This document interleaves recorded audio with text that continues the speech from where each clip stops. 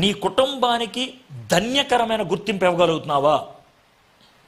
ఒకవేళ ఇవ్వకపోతే కనుక నువ్వు మొగుడిగా ఉండట్లేదు, నువ్వు మొగుడుగా ఉండట్లేదు.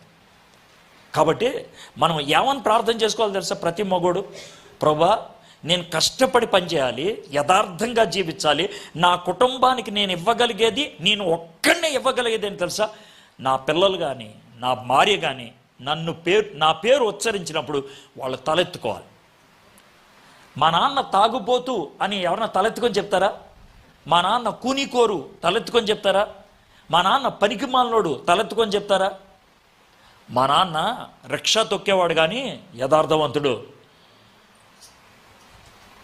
మా నాన్న నైట్ వాచ్మ్యాన్గా పనిచేశాడు కానీ కష్టపడి మా కుటుంబాన్ని లేవనెత్తాడు. బాగుంటుంది. మా నాన్నకి 6 కోట్లు ఉన్నాయి కానీ 3 కోర్టు కేసులు ఉన్నాయి. బాగుందా?